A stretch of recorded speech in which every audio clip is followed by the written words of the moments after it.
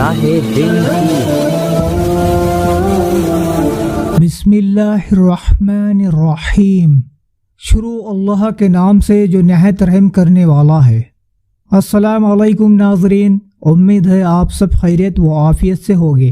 اللہ پاک سے دعا ہے اللہ پاک آپ کی جائز خواہشات کو پورا فرمائے، آمین۔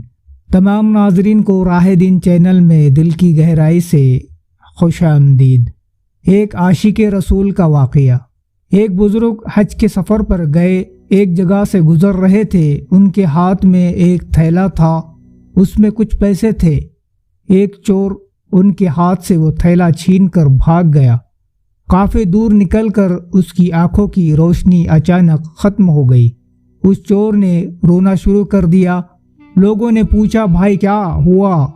کہنے لگا، میں نے ایک آدمی کا تھیلا چھینا ہے، وہ کوئی بڑا اللہ کا قریبی بندہ لگتا ہے، بڑا اچھا بندہ لگتا ہے، میری آنکھوں کی روشنی چلی گئی، خدا کے لیے مجھے اس کے پاس پہنچاؤ تاکہ میں اس سے معافی مانگ سکوں۔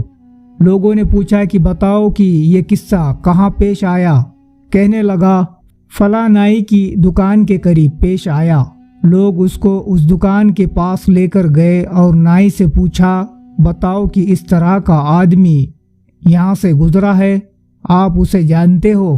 اس نے کہا، مجھے اس کا گھر تو پتہ نہیں ہے، ہاں نمازوں کے لیے وہ آتے جاتے ہیں، اگلی نماز کے لیے پھر آئیں گے۔ یہ لوگ انتظار میں بیٹھ گئے۔ وہ بزرگ اپنے وقت پر تشریف لائے۔ لوگ اس چور کو ان کے پاس لے گئے تو اس چور نے جا کر ان کے ہاتھ پکڑ لیے، پاؤں پکڑ لیے کہ مجھ سے غلطی ہوئی، گناہ ہوا، نادم ہوں، شرمندہ ہوں، میری آنکھوں کی روشنی چھن گئی ہے، آپ اپنے پیسے واپس لیجئے اور مجھے معاف کر دیجئے تاکہ اللہ تعالیٰ میری آنکھیں ٹھیک کر دے۔ وہ بزرگ کہتا ہے کہ میں نے تو تجھے پہلے ہی معاف کر دیا۔ یہ بات سن کر چور بڑا حیران ہوا، کہنے لگا، حضرت میں تو آپ کا تھیلا چھین کر بھاگا اور آپ کہتے ہیں کہ معافی مانگنے سے پہلے ہی مجھے معاف فرما دیا۔ وہ فرمانے لگے، ہاں میرے دل میں کوئی بات آ گئی تھی۔ فرمانے لگے، میں نے ایک حدیث پڑھی جس میں نبی کریم صلی اللہ علیہ وسلم نے فرمایا ہے کہ قیامت کے دن جب میری امت کا حساب پیش کیا جائے گا تو میں اس وقت تک میزان کے قریب موجود رہوں گا جب تک کہ میرے آخری امتی کا فیصلہ نہیں ہو جاتا۔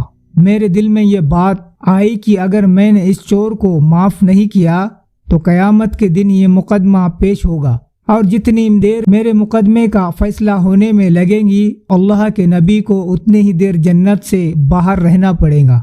اس لیے میں نے معاف کر دیا کہ نہ تو مقدمہ پیش ہوگا، نہ ہی میرے محبوب کو جنت میں جانے میں دیر لگے گی، وہ جلدی جنت میں تشریف لے جائیں گے۔ شکریہ ادا کرنے کی اہمیت، اگر کوئی بھلا کرے تو اس کا شکریہ ادا کیا کرے۔ آج کے دور میں معلوم نہیں ہم مسلمانوں کو کیا ہو گیا ہے، ہم کسی کا شکریہ بھی ادا نہیں کرتے۔ کچھ کو چھوڑ کر حالانکہ ہمیں فرمایا گیا، جو انسانوں کا شکر ادا نہیں کرتا وہ اپنے اللہ کا بھی شکر ادا نہیں کرتا۔ ہمیں تو تعلیم اتنی دی گئی تھی کہ مگر ہم اس طرف دھیان ہی نہیں کرتے۔ بندوں کے حق پر بھی پورا دھیان رکھا جائے تاکہ انسان ایک صحیح زندگی گزارنے والا بنے۔ غصہ پینے کی فضیلت، اگر کبھی کسی سے تکلیف پہنچے تو یوں سمجھیے کہ اس نے کوتاہی کر لی، چلو میں معاف کرتا ہوں، اس کے بدلے میں اللہ تعالیٰ مجھے معاف فرما دیں گے۔ اگر کوئی کبھی کسی کی بات پر غصہ آئے تو غصے کو گھونٹ کو پی لیا کرے۔ کڑوا گھونٹ ہوتا ہے، مگر ایک حدیث پاک میں آیا ہے کہ جس بندے نے اپنے غصے کو گھونٹ کو پیا جبکہ وہ غصے کو پورا کرنے کی حالت میں تھا، یعنی کہ اس کے پاس ایسے وسائل تھے کہ وہ چاہتا تو غصہ اتار سکتا تھا، اس کا بدلہ تو لے سکتا تھا، مگر اس نے اللہ کے لیے اس غصے کے گھونٹ کو پی لیا۔ اللہ تعالیٰ قیامت کے دن ہر گھونٹ کے بدلے میں اس بندے کو اپنا مشاہدہ عطا فرما دیں گے، وہ پروردگار کے جلوے دیکھیں گا۔ آپ دیکھ لیجئے کہ کون سا سودا اچھا ہے، دنیا میں غصہ دکھانا یا اللہ تعالیٰ کے حسن و جمال کا دیدار کرنا۔ عقل کی زکوٰۃ، مومن جب ان باتوں کو سامنے رکھتا ہے تو پھر اس کے اندر حلم پیدا ہو جاتا ہے۔ حلم کہتے ہیں دوسرا نادانی سے کوئی بات کر بھی لے تو بندہ اسے معاف کر دے۔ تو ناظرین مجھے دیجیے اجازت، السلام علیکم، اللہ حافظ۔